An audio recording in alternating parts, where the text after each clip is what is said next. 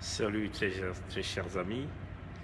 Nous sommes au 1er avril 2019 et nous sommes ici à Toronto au Canada. Rien un peu chers amis.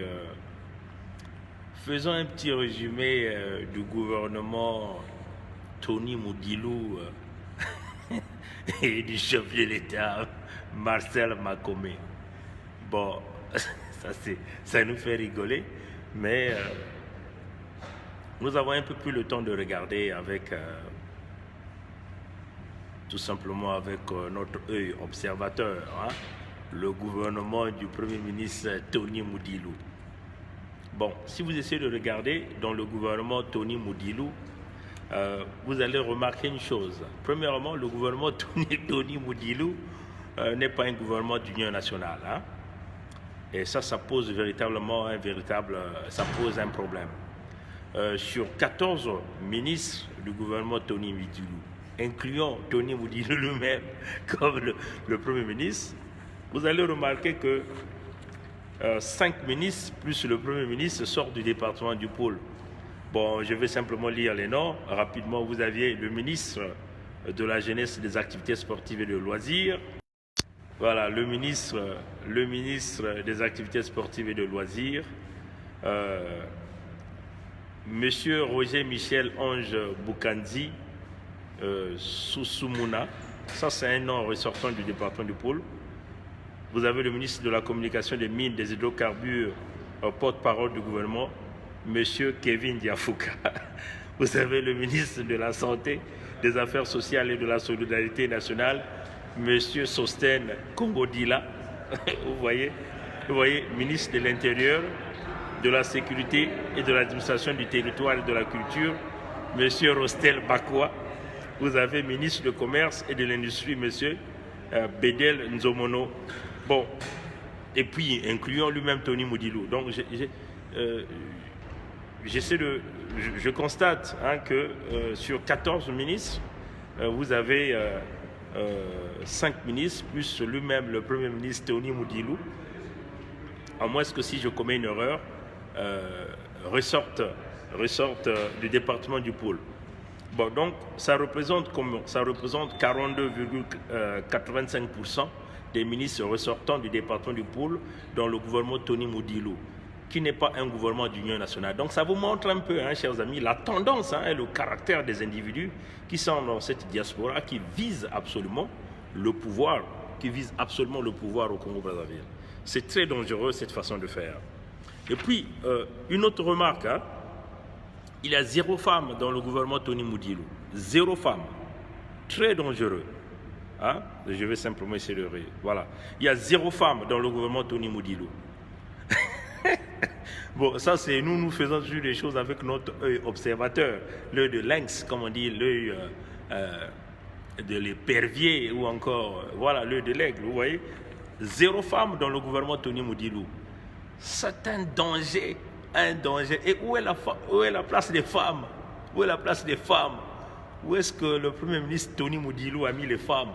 Où est-ce que le président de la République, comment on appelle, Marcel Makome, a mis les femmes? Alors, vous discriminez les femmes, hein?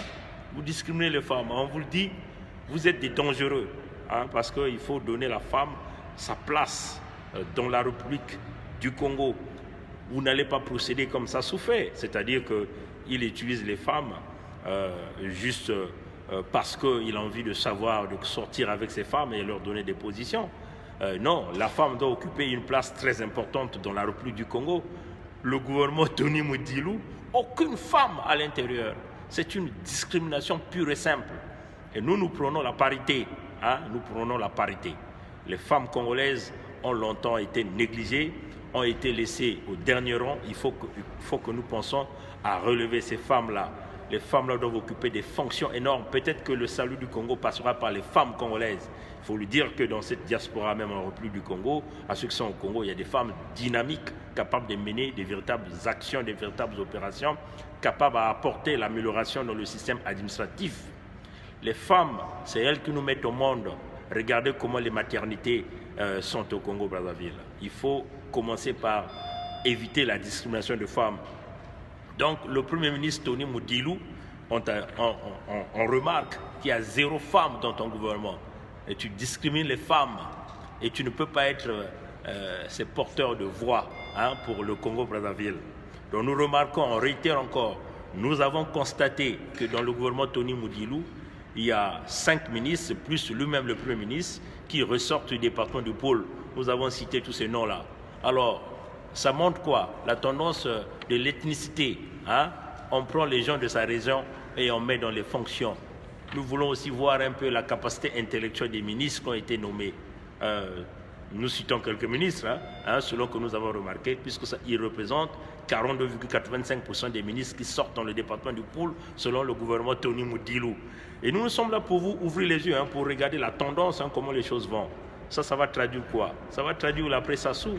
L'après Sassou, ça va être une bataille énorme pour les Congolais là, qui aiment le pouvoir, qui aiment de l'argent, parce que ceux qu'on a nommés là, jusqu'à aujourd'hui, on n'a pas vu des gens, à l'exception de Atsaka, je crois, qui a démenti, qui a dit qu'il ne veut pas faire partie. Je ne sais pas si Christian Perrin l'a fait aussi, mais en tout cas, tous les autres ont consenti. Donc, ils étaient bien dans le coup. Dans le coup.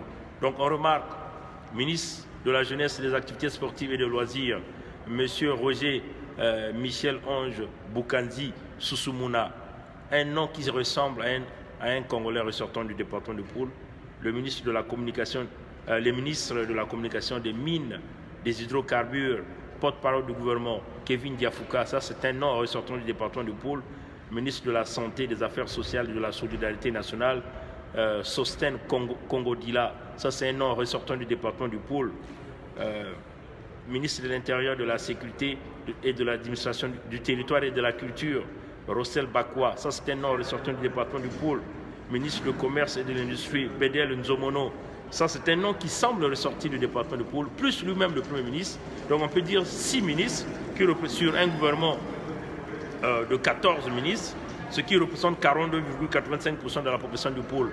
Et ça c'est très dangereux, ce n'est pas un gouvernement d'union nationale. Mais vous voyez que même dans votre fausseté, vous montrez déjà que vous êtes ancré dans votre ethnicité, dans votre régionalisme. Et ça c'est un problème grave pour le nouveau Congo. Et nous sommes là pour vous le dire la vérité, pour que vous vous corrigez déjà. Bon, vous voyez dans ce gouvernement, il y a 0 femme. C'est très dangereux. Vous êtes des dangereux. Vous mettez la place de la femme où? En dernier rang, la femme c'est dans le foyer, mais ça ne va pas chez vous. Vous voyez? Voilà, donc nous tenons à faire cette remarque. Mais sinon, nous avons aimé le discours de Tony Moudilou. Le discours, je l'ai aimé. J'ai aimé le discours. C'était un discours féroce. Mais il ne faut pas que ce discours-là soit de Tony Moudilou, l'acteur, celui qui joue au petit complot, qui va à Brazzaville notamment, qui cause avec Sassou, qui condamne les autres. Donc, on le dit encore, faites attention avec cette manipulation. Pour terminer, grandes félicitations au peuple algérien qui a reçu le coup. Le président Bouteflika va démissionner avant le 28 avril. Ça, c'est notifié. Où est-ce que je l'ai lu? RFI l'a annoncé. Allez-y à rfi.fr, vous allez voir l'information. Et puis, félicitations au président Issoufou qui pense qu'il ne peut pas continuer, il faut laisser la main. Il pense à l'alternance démocratique, ça c'est à féliciter. Et nous le disons encore au peuple congolais,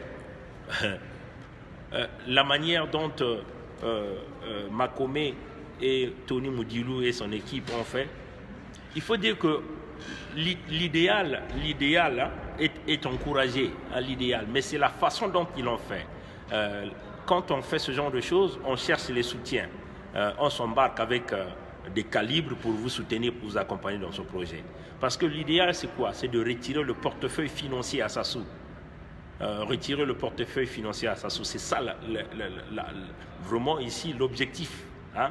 Retirer le portefeuille financier du Congo à Sassou.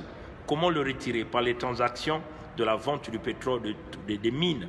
Parce que toutes les transactions se font par la monnaie de référence que nous appelons le dollar. Toute transaction dans des grands pays doit être approuvée par le Trésor public américain.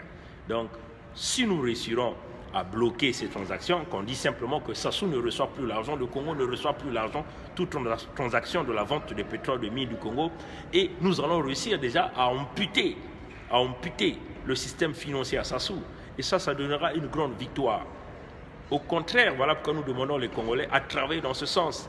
Ce n'est qu'en faisant cela que nous devons donc avoir maintenant des représentants qui vont donc avoir une même mise sur ces montants ou l'argent qu'on a été amputé à Sassou et aux gens de l'oyocratie. C'est ça la puissance de la diaspora, c'est ça la puissance de tout ce que nous sommes en train de faire.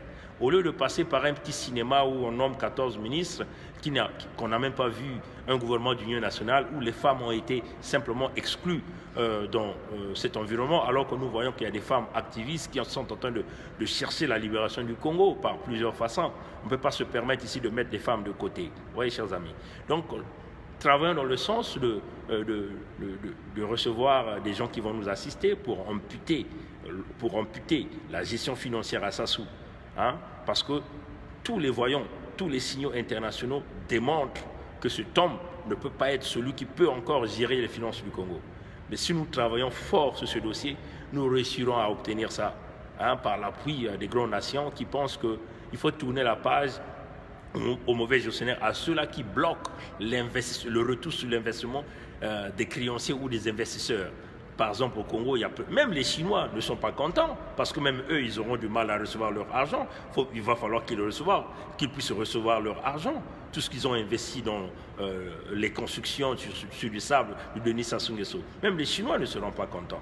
Donc, voyez, chers amis, donc, il va falloir que nous mettions des gens qui sont capables de relancer la machine économique du Congo. Mais il faut d'abord commencer par amputer la gestion financière du Congo entre les mains des brigands, entre les mains des mauvais gestionnaires, entre les mains des gens qui croûtent l'argent du Congo comme on croûte l'arachide ou comme on croûte les maïs, comme on croûte les grains de maïs ou les grains d'arachide. Parce qu'il faut le dire, les Moshidoyo ne savent que pêcher, c'est-à-dire que des gens qui n'ont aucune planification, quand ils vont pour pêcher, ils doivent tout pêcher. Ils doivent tout pêcher, même aux petits poissons. C'est ça leur objectif. Ils ne laissent rien. C'est comme ça qu'ils disent.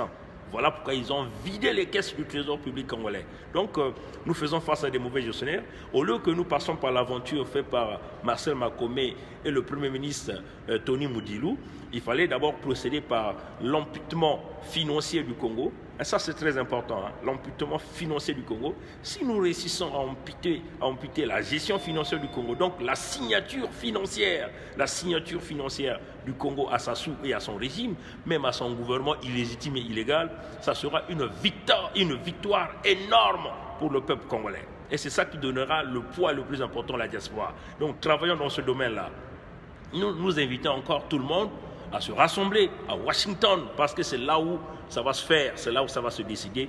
Travaillons, mettons du paquet dans la mobilisation, la sensibilisation. L'objectif, c'est le cap, c'est retirer la signature financière aux bandits de Sassou, aux bandits d'Oyo, et c'est de cette façon que nous allons réussir. Il faut le dire que dans ce monde, il y a encore des politiciens qui sont conscients, qui sont sérieux, qui sont conscients de la situation du Congo. Et nous aurons des gens qui vont nous suivre. Il suffit seulement que nous soyons des hommes objectifs, des hommes avec beaucoup d'objectivité, des hommes optimistes aussi, parce qu'il faut oser. Comme l'a dit Emmanuel Macron, je le cite quand même, il a dit il faut oser. Dans chaque chose, il faut oser. Nous ne osons pas dans le mauvais sens, dans le mauvais sens de faire du mal, mais nous osons dans le bien, c'est-à-dire mettre un frein au vol et au pillage du Congo. Encore bravo au président Issoufou qui pense qu'il faut passer la main. Bravo au peuple algérien qui ont réussi. Et tout ce que nous pouvons dire au peuple algérien, attention, ne vous faites pas voler votre victoire comme on a volé la victoire aux Tunisiens, comme on a volé la victoire au peuple égyptien, mais comme on a volé d'ailleurs la victoire au peuple du Burkina Faso, qui a réussi une belle révolution. Mais à la fin, on a encore mis un pantin de la France-Afrique là-bas. Mais que Dieu nous garde, que Dieu nous bénisse. Encore, nous voulons dire au Premier ministre Tony Moudilou, il faut encore revoir votre gouvernement. Peut-être qu'il faut revoir pour ajouter les femmes à votre gouvernement. Nous ne sommes que des lanceurs d'alerte. En tout cas, nous nous visons. Nous ne serons pas des ministres au Congo. Nous ne sommes que des conseillers, des lanceurs d'alerte derrière ce peuple et derrière ces grands leaders qui vont diriger le Congo un jour. Que Dieu nous garde, que Dieu nous bénisse. Passez une bonne journée. Au revoir.